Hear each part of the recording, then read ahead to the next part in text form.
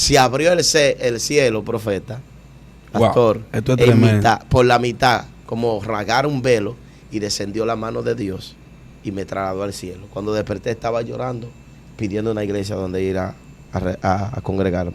Y gloria al nombre de Jesús. Bienvenidos mis hermanos, una vez más a su plataforma Conectado al Reino Radio, hoy con Viernes de Prédica. Hoy tenemos al evangelista Juan José Merete, cariñosamente Kiko, pero hoy no viene a predicar, hoy viene a hablar de su trayectoria evangelística y de lo que Dios ha hecho en la vida de este hombre desde sus inicios en el ministerio evangelístico, desde sus inicios que conoció a Jesús. Así que vamos a darle la bienvenida a nuestro hermano José Merete en esta hermosa tarde, casi noche. Dios te bendiga. Dios te bendiga, mi hermano Hebry, pastor. Para mí es un honor y un privilegio poder estar en esta plataforma Conectado al Reino, y así poder expresar alguna cosa de nuestra vida. Amén, es una bendición. Vamos a darle inicio leyendo la palabra del Señor en el libro de los Salmos, capítulo 43, verso 1. Leo la palabra del Señor en el nombre del Padre, del Hijo y del Espíritu Santo. Amén. Júzgame, oh Dios, y defiende mi causa, líbrame de la gente impía y del hombre engañoso e inicuo. Amén. José Merete. Amén. Cariñosamente Kiko. Gloria a Dios. Mi hermano, a quien amo y aprecio muchísimo. Mi alma adora el nombre de Jesús. Kiko, háblame de cómo fueron tus inicios al llegar a los pies de Jesús. Bueno, mis inicios, ¿en qué sentido tú quieres saber mis inicios? Cuando llegaste a Jesús, antes de ser cambiado de la vida que llevabas antes. O sea, me estás hablando de la convención. Amén. ¿Cómo fue mi convención? Exacto. Bueno, ¿cómo llega José Merete a los pies José Merete llega a los pies de Cristo en un momento difícil, en la cual a los 4 años había perdido a mi madre. Terrible eso. Un ataque al corazón. Wow, fuerte y eso. Allí empecé desde la niñez a pasar un momento muy, muy difícil, porque tú sabes que no tenía una paternidad en cuanto a una madre. Entonces, en el mundo dicen que cuando la madre se le mueren a los hijos, se le acaba el mundo. Y prácticamente, sí, es bastante doloroso. Doloroso, entonces ahí yo entiendo el término. Entonces, cuando yo llegué a los pies de Cristo, yo me arrepentí borracho. Wow, bajo el alcohol. Bajo el alcohol. Tremendo eso. Eso es fuerte, eso es fuerte. Pero antes de llegar a ese momento de tú perder tu madre, ¿qué era de la vida de José Merete? Vamos a poner 1 año o 2 años antes de tener una convicción de Cristo. O sea, imagínate que mi madre murió a los 4 años. Todavía yo no era cristiano en ese tiempo. ¿Sí me entiendes? Prácticamente un niño. Yo era un niño, varón. Prácticamente no un niño. Yo era un niño. Tremendo esto. Sí, yo era un tremendo. niño. ¿Y cómo fue esa niñez de José Merete sin tener su madre? Una niña difícil. Para cada joven que pierde su madre a temprana edad, imagínate una madre que no está cuando tú la necesitas, un ejemplo, no por lo que ella te pueda ofrecer en lo físico, sino la paternidad, la cobertura de esa madre que, por ejemplo, tú llegas de la escuela, tú tienes quien te revise el cuaderno, cuando tú ensucias la ropa, tu madre está ahí, te la lava. Tu comida siempre está ahí. Y las madres son madres, mi hermano. Amén, amén. ¿Cómo fue ese crecimiento al lado de tu padre? ¿Tú creciste con tu padre o creciste con un abuelo, un tío, un primo? Porque me imagino que al morir tu madre, las cosas cambian. ¿Te quedas viviendo con tu padre, un abuelo, un primo o quién? Bueno, yo me quedé con mi papá, viviendo con mi papá, pero yo me crié entre el día en la casa de mi abuela, la mamá de mi mamá, y en la noche en la casa de la abuela mía, la mamá de mi papá. Ok, o sea, tú pasabas el día donde la abuela tuya por parte de tu madre. Sí. Y pasaba la noche donde la abuela tuya por parte de tu padre. O sea que tú pasabas el día en 2 aguas prácticamente. En 2 aguas. No tuve crianza prácticamente. Okay. Porque lo que se me enseñaba en el día, en la noche se me iba. Porque tenía otra crianza. Otra crianza. Yo estaba creando un choque en mi vida. ¿Y cómo fue ese crecimiento de José Merete? Mi crecimiento fue un crecimiento difícil porque a temprana edad caí en una depresión desde prácticamente los 5 años. Ya cuando mi madre muere, ya mi madre no está, mi papá era una persona que era músico, guirero profesional, uno de los mejores guireros, le decían Justo Guira, pero mi papá tenía algo que mi mamá terminó perdiendo la vida y una hermana mía me lo sacó en cara eso un día que estaba brava conmigo en una discusión cuando yo no era cristiano. Mi mamá se murió por culpa de tu papá. Entonces eso me hirió, porque mi papá salía de una fiesta para otra y descuidó a mi madre.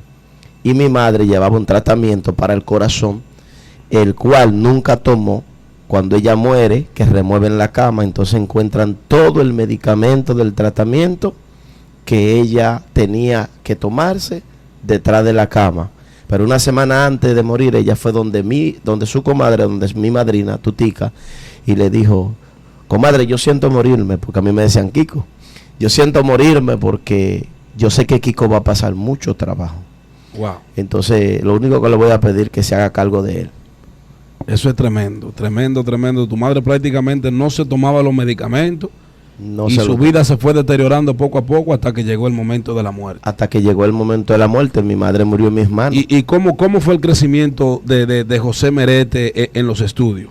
¿Cómo se desarrolló en los estudios y esas cosas? En los estudios no estudié. Fui a una escuela normal, pero no estudié porque estaba recibiendo un maltrato de parte de mi padre. O sea, tu padre no te ayudaba en cuanto a los estudios, no se preocupaba en esa área. Mi papá nunca se preocupó por mis estudios. Wow. ¿Y cómo llega? Es difícil criarse cuando tu madre tú la pierdes a temprana edad. Es difícil porque el afecto, el amor de una madre, no como tú decías, no es tanto el sustento, sino el apoyo de una madre, el ese amor abrigo, de una madre, claro, de estar ahí. Yo sé que es bien difícil, yo sé que aquellos que han perdido su madre es bastante doloroso, yo sé que es un dolor. Prácticamente yo tengo amigos que me han dicho que el perder una madre es como que ya no te importa después que después que tú pierdes tu madre, ya la vida no te importa. Es tremendo. Es difícil. Entonces, la adolescencia de José Merete, ¿cómo fue la adolescencia de este niño que pierde su madre a los 4 años, a los 5 años cae en una depresión, empieza a crecer prácticamente sin el apoyo, sin el afecto de madre, mucho menos el de padre, sino en el maltrato? ¿Cómo fue la adolescencia de José Merete? Una adolescencia, como te explico, muy difícil, y ya en ese nivel de adolescencia, ahí lo que es que yo empiezo a caigo en esa depresión, vengo en esa depresión, y en ese nivel de adolescencia, el maltrato de mi padre, no tenía dónde refugiarme. No tenía un refugio de madre, no tenía un refugio de padre, tenía una crianza en el día de una abuela y una crianza de una abuela en la noche. Mi vida era totalmente un desastre. Totalmente, era un desastre. Claro, era un desastre. No pude estudiar porque mi papá solamente se la pasaba tomando, bebiendo, y cada vez que le recordaba a mi madre, me golpeaba. Wow. Y entonces mi papá fue creando un monstruo en mí. Ya cuando una gente me alzaba la voz, yo pensaba que era mi papá en esa persona, y que esa persona me estaba abriendo la boca porque me quería dar el golpe. Te quería agredir. Me quería agredir, entonces yo agredía a la persona. Reaccionaba. Eso fue ya en tu adolescencia. En mi adolescencia, claro. Wow, tremendo esto es tremendo, de verdad que sí, es tremendo. Y José Merete nunca cogió la calle en cuanto a la delincuencia, a los vicios, a los atracos, en cosas ilícitas. José Merete no llegó a ese sistema. Sí, yo ahí es que voy, porque como ando buscando llenar el vacío de una madre, que tú no superas eso, tú aprendes a vivir con eso. Con ese vacío. Claro, porque es que el vacío de una madre solamente lo puede llenar Cristo, y aún Cristo nació de una madre. ¿Me entiendes? Sí, entonces, ¿qué pasa? Cuando tu madre te falta, por eso el que la tiene que cuidarla, valorarla, apreciarla, y todo lo que la madre es, desde que tú caíste en el vientre, están aportando en tu vida. Amén. Entonces, el enemigo muchas veces usa a los hijos para herir a la madre. Yo les recomiendo a esos hijos que no hieran a la madre. Entonces, ¿qué pasa? Que en medio de ese proceso, cerca de mi casa había un negocio que le decían el Bonche, porque se reunían mucha gente a compartir.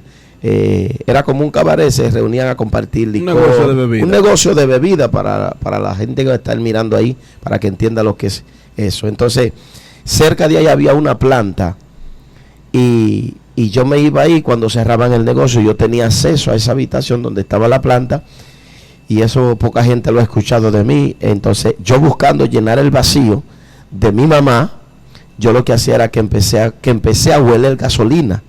A oler gasolina. Claro, mi papá no sabía eso, ni mis hermanas, ni nadie sabía eso. El olor de la gasolina es un olor bastante fuerte. No, eso te desgrana la vida, te jode los pulmones.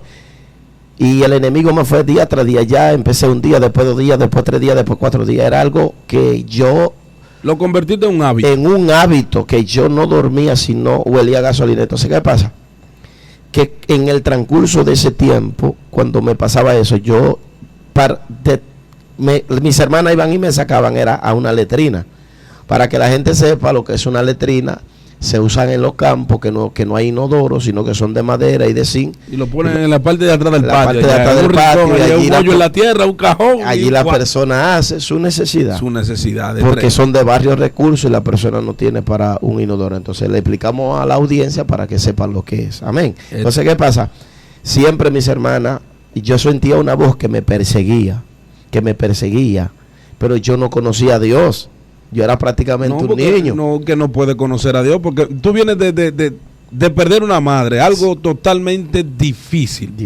Algo totalmente doloroso, algo que le cambia la vida a cualquier ser humano. Claro. El perder su madre. Viene de un trastorno de un padre que te maltrata, que te habla mal, que lo que quiere es darte golpe. Entonces, es como tú dices, estaba creando un monstruo en ti.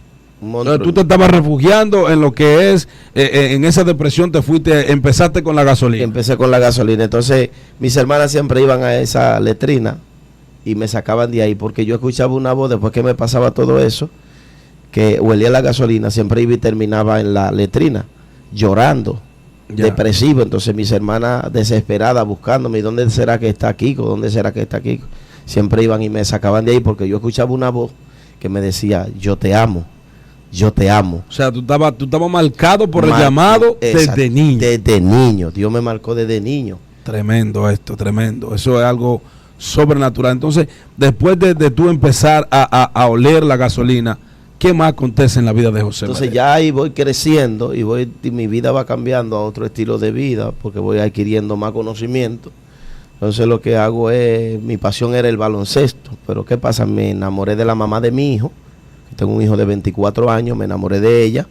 Entonces me voy retirando de lo que es el deporte y me voy aferrando a una mujer, tratando de buscar en ella de llenar el vacío que dejó tu madre. Que dejó mi madre. Entonces no la estoy mirando como una mujer, sino que también la estoy considerando como una madre.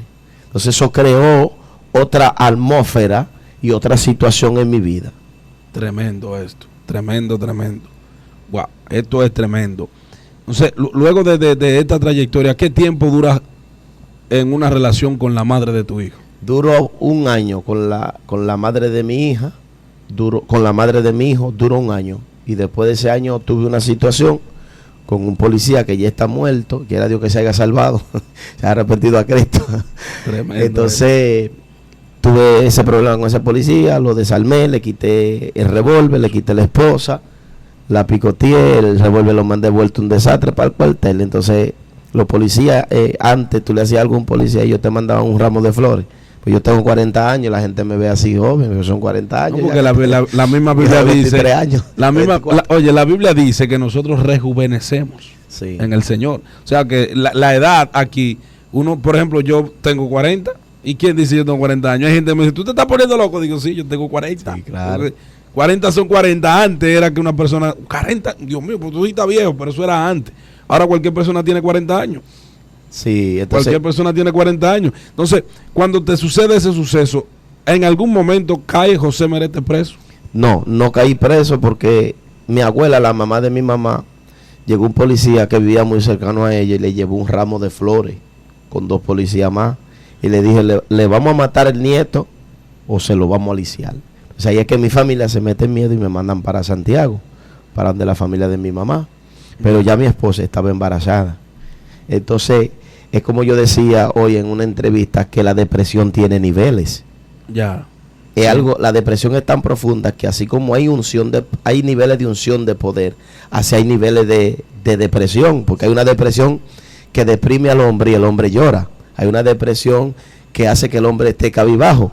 Pero hay una depresión mayor, que es la que Satanás usa, que es un nivel de depresión que es llevarte a quitarte la vida. A suicidar. A suicidarte, ese nivel. A cometer estupideces. A cometer estupideces. Entonces, en medio de esa depresión, cuando llegan a donde mi abuela, me mandan para allá, entonces ahí viene la depresión y me golpeó de nuevo. ¿Tú sabes en qué área? Que yo duré como 3 meses o 4 meses fuera de mi entorno. Entonces ahí mi mejor amigo se empieza a vivir con la mamá de mi hijo. Wow. Hay una traición. Una traición porque el enemigo no quería que la depresión me soltara. Ya vengo superando la depresión de mi mamá. Ya vengo superando la depresión del vicio de la gasolina. Entonces el enemigo lo que quiere es mantenerme ahí y no me quiere soltar. Entonces él va a buscar cualquier emoción o cualquier sentimiento para mantenerme ahí. Eso es tremendo, eso es poderoso y fuerte, porque la persona que cae en depresión y Dios permite sacarla de eso, es algo sobrenatural, porque eso de la depresión es bastante fuerte. Sí, claro. Es bastante difícil. Gente que ha vivido ese sistema de estar en depresión sabe lo que se siente y sabe yo lo quiero difícil. aclararte algo antes de que pasemos a la próxima pregunta. La depresión no llega porque llegó. Algo o alguien o algo la provoca. Alguien, para que me escuche bien la audiencia y sepa, si tú estás depresivo o tu familia está depresiva, a un escaneo, la gente sabe lo que es un escaneo. Claro. A un escaneo, revisa la conducta de vida, tu hoja de vida, y mira a ver en qué te equivocaste en el camino, qué pasó, que eso provocó una depresión en tu vida. Eso es algo tremendo. Yo decía en un mensaje y hablaba de las enfermedades espirituales, porque a veces nosotros creemos que solamente existen las enfermedades físicas. Así es. Hay muchas enfermedades espirituales y hay mucha gente dentro del pueblo del Señor. Escuche bien lo que estoy diciendo. Hay mucha gente dentro del pueblo del Señor que están enfermos espiritualmente. Y tú te preguntarás, ¿y cómo así? Pero si la Biblia dice que cuando venimos a Cristo somos nuevas criaturas. Todas las cosas viejas pasaron, aquí todas son hechas nuevas, claro que sí. Nosotros nacemos sanos y saludables. Sí. Pero con el tiempo vamos creciendo y nos podemos enfermar. Claro. Que cogemos una gripe, una pulmonía, que puede venir el cáncer, que puede venir una enfermedad y nos podemos enfermar. Lo que te estoy diciendo es que hay gente en el ministerio, hay gente en el evangelio que están enfermos espiritualmente. Lo que la incredulidad es una enfermedad espiritual. La avaricia es una enfermedad espiritual. La envidia es una enfermedad espiritual que existe mucho dentro del pueblo del Señor. Claro. ¿Por qué razón? Porque ahí estás tú, el Señor te tiene a un nivel, le damos la gloria al Señor, estás andando el país, ya has salido a Colombia, a algunos países a predicar la palabra del Señor, pero hay gente que están enfermos porque te envidian. Gloria a Dios. Sí, manito. Hay gente que están enfermos y dice, José Merete se creó Coca-Cola el desierto, ya porque viajó, no es eso. José Merete pagó su precio. José Merete fue procesado, porque en el evangelio las cosas no vienen porque vienen. No. Nosotros estamos acá en lo que es la plataforma Conectado al Reino, pero nosotros hemos pasado un proceso para estar en este nivel. Claro. Nosotros hemos sido criticados. Hay gente que nos dio la espalda porque no cree en nosotros, pero Conectado al Reino está ahí de pie. Amén. Porque Dios ha permitido que esté ahí de pie. Porque nosotros no hemos creído en los hombres. Nosotros creímos al reino al Rey de Reyes, claro, y Señor de Señores. Y estamos haciendo las cosas para Dios. A mí no me interesa lo que el hombre piense. Yo hago las cosas para Dios. Declaramos la palabra para que la gente sea restaurada. Aquí no andamos buscando un view. Aquí no andamos buscando ser reconocido. Aquí andamos buscando que la gente se levante a través de lo que Dios transmite a través de nosotros por esta plataforma Conectado al Reino. Amén. Mi alma adora el nombre de Dios. Entonces, cuando José Merete va a Santiago, ¿cómo es la vida? Porque en Santiago estás empezando de cero nuevamente. Sí, claro. Claro. Porque te sacan de tu entorno, te sacan del ambiente familiar a otro ambiente, de otra familia que es diferente al que tú estabas viviendo. ¿Cómo es la contradicción en este asunto? Bueno, mira, si tú vas analizando el proceso de mi conducta, para alguien que conoce los patrones de vida, que ha estudiado psicología, se dará cuenta que hay una falta de estabilidad en mí, tanto emocional como familiar. El enemigo está tratando de sacarme del entorno y está provocando en mí una falta de estabilidad. Me está moviendo de aquí para allá y de allá para acá. Como la sola del mar, tanto va que como viene. Tú me estás entendiendo. Entonces yo muchas veces me preguntaba, Señor, pero ¿por qué mi vida tuvo que ser así? Tan difícil. Tan difícil. El problema es que cuando tú no puedes sembrar una mata aquí, sacarla de aquí y sembrarla allá, sacarla de allá y sembrarla en otro lado, porque eso va a ir debilitando las raíces y tú vas a terminar dándole muerte al albo. ¿Sí me entiendes? Entonces, allí empiezo a trabajar en un taller de mecánica con el tío. Normalmente. Casi todos nosotros hemos trabajado. No, muchachos, pero tú sabes que en ese tiempo no se usaban los teléfonos con WhatsApp ni nada, eran los maquitos. Los maquitos, botones. Yo ponía el número favorito y me la pasaba llamando a la mujer. Porque que estoy fuera de la mujer estaba traicionando. No, ella me decía, mi amor, que cuando tú vienes, que cariño y que todo. Y haciendo y deshaciendo. Haciendo y deshaciendo con mi mejor amigo. Esto es tremendo. Y eso no fue que me lo dijeron solamente, sino que yo lo encontré. Entonces vamos a hablar un poquito. Ya hablamos de tu trayectoria desde niño. ¿Hasta qué edad más o menos fue esa trayectoria? Eso fue como hasta los 20 años. Hasta los 20 años. Entonces, José Merete llega a los pies del Señor. ¿A qué edad llega José Merete a los pies del Señor? Yo llego a los 21 años. A los 21 años. O sea, un año después llega José Merete a los pies del Señor bajo el alcohol. Sí, yo tenía una mujer ahí en Cristo Rey llamada Carolina, tía de una amiga mía o una amiga de nosotros llamada Madre. Bueno, sí, en ese entonces fue que empecé a conocerte. Sí, claro, en ese entonces, tú sabes que Ezequiel me predicó el evangelio a mí. Ezequiel Santana, nuestro hermano que lo extrañamos, no está acá con nosotros. Lo extrañamos bastante, Ezequiel, te quedaste, pero ya Cristo murió por ti, por ese pecado. Te perdonamos. Entonces, ¿qué pasa? Que yo tenía esa mujer, tuvimos un problema y ella estaba recién operada. No voy a decir de que la operaron. Entonces yo amanecí en la calle bebiendo. Y ella cuando yo llegué al otro día me agarró la ropa y me la tiró para afuera. Entonces un muchacho, un evangelista llamado Johnny Williams, tenía un cuartico ahí cerca de la casa de su papá. Que hoy está apartado, Johnny Williams. Sí, que hoy está apartado y oramos y pedimos al Señor. Y los hermanos de oración que interceden por personas que han sido ministros de Dios y están apartados, que oren, sigan orando por ellos, por esos muchachos. Sí, porque han sido personas que Dios usó en su tiempo. En su tiempo para bendecir nuestras vidas. Que prácticamente fueron en nuestros inicios. En nuestros inicios. Wow, entonces, tremendo. ¿qué pasa? Johnny recoge la ropa y se la lleva para su habitación, habla con su papá y me dice, tú vas a dormir aquí. Y yo estoy borracho. Matado de un humo. Pero yo no sabía que eso es terrible, tú meterte en la habitación de un ungido de Dios, hermano, y ese día me estoy soñando, cuando me acuesto, el mundo se está acabando. A mí nadie me predicó el evangelio. Yo había escuchado del evangelio, pero a mí, mi alma se arrepintió en sueño. Entonces ahí yo tengo un sueño, que el mundo se está acabando, y mientras el mundo se va desboronando por pedazos, en ese sueño tú te arrepientes. En ese sueño yo cargo de rodillas en un pedacito de tierra como de un puño y alzo mi mano hacia el cielo y digo, Señor, si tú existes, no me dejes perecer. Se abrió el cielo, profeta, pastor, wow, esto es por la mitad, como rasgar un velo, y descendió la mano de Dios y me trasladó al cielo. Cuando desperté estaba llorando, pidiendo una iglesia donde ir a congregarme. ¿Y cómo fueron los inicios de José Merete en el evangelio? Después que conoce a Dios. Bueno, después que yo conozco a Dios, mis inicios siempre fueron unos inicios de búsqueda, de entrega, de oración, de ayuno. ¿Y la gente, cómo miró ese cambio, esa transformación? ¿Cómo la miraba la gente? Todavía hay personas que todavía miran un cambio en mí, porque ellos saben que yo estaba metido profundo.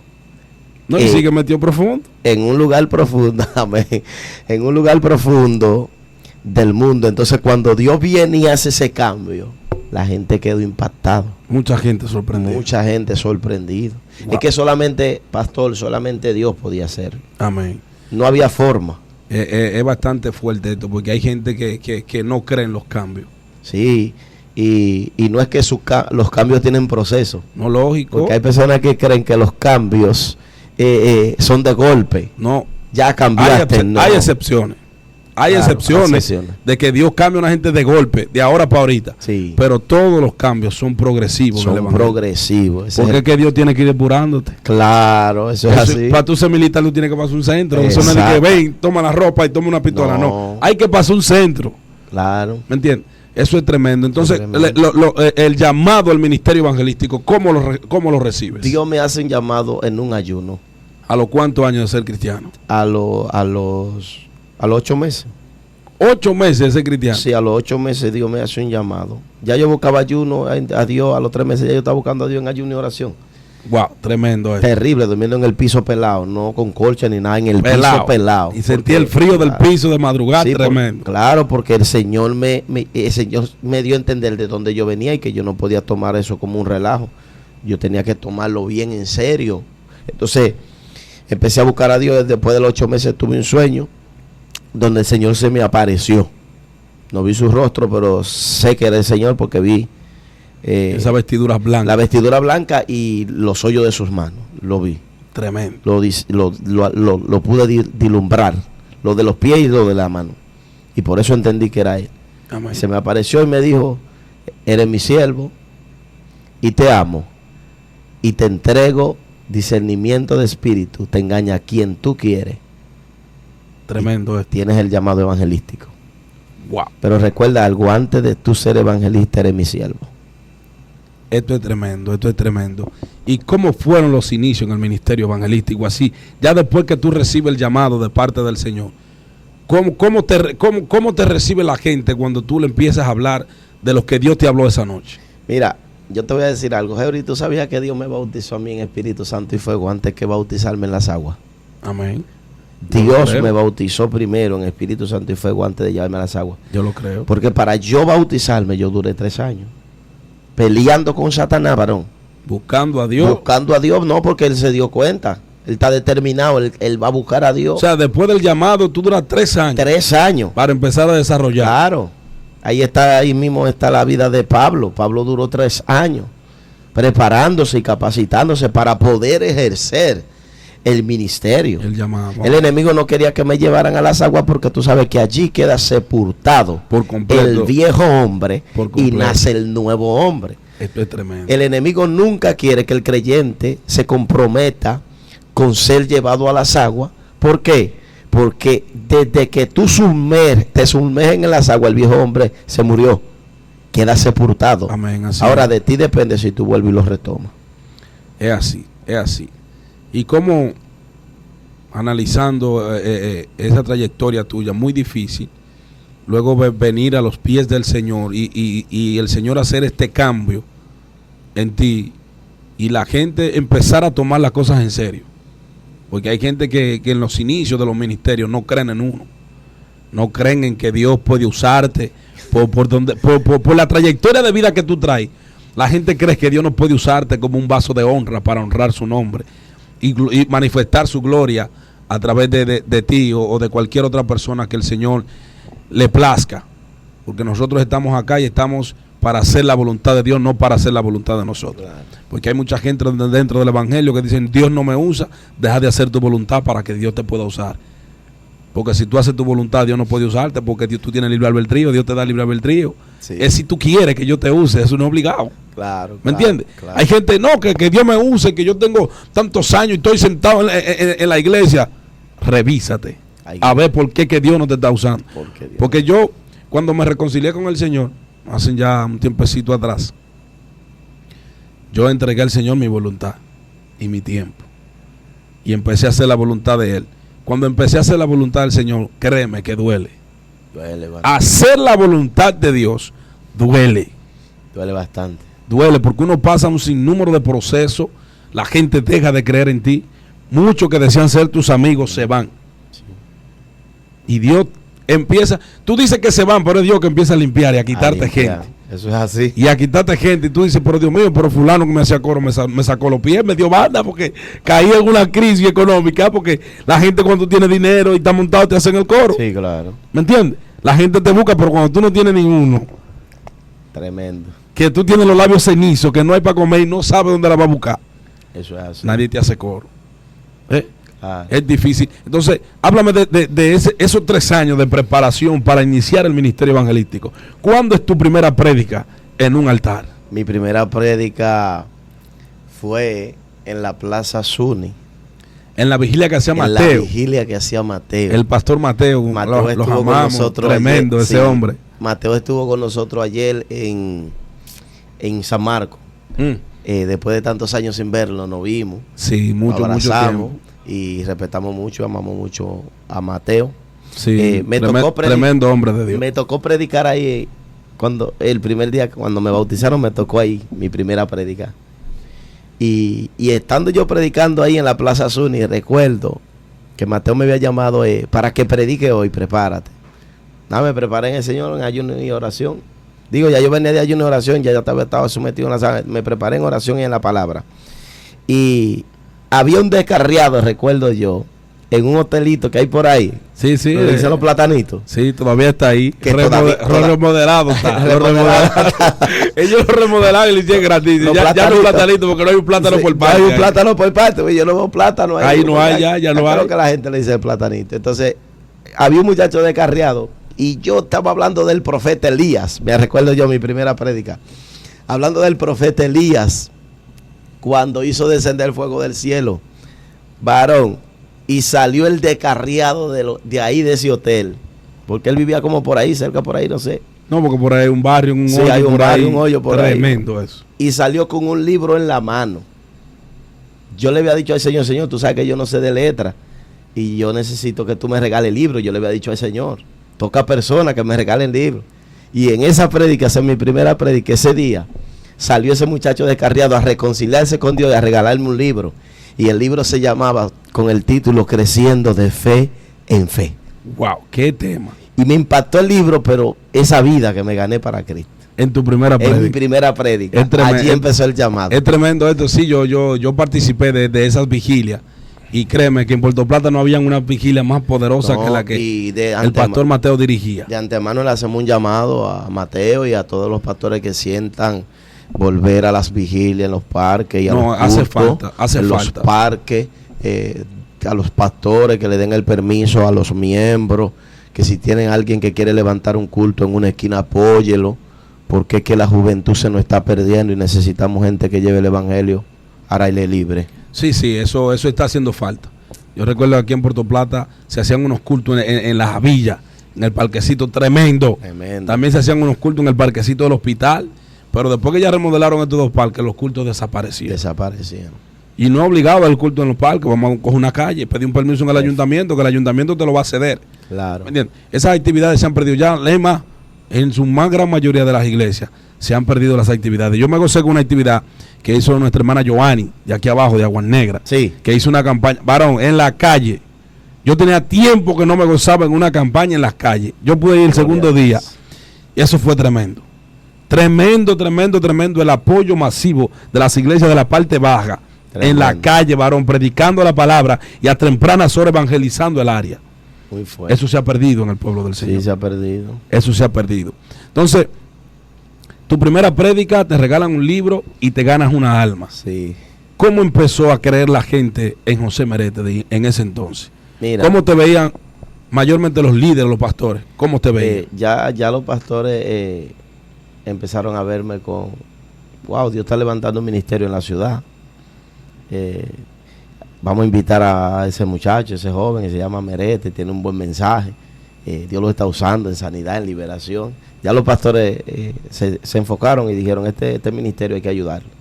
Y empezaron a abrirme las puertas. ¿Y cómo fue tu vida después de la separación de la que era tu pareja? Después de esa división, de ese rumbo esa noche. De ese problema. No, Carolina quedó impactada.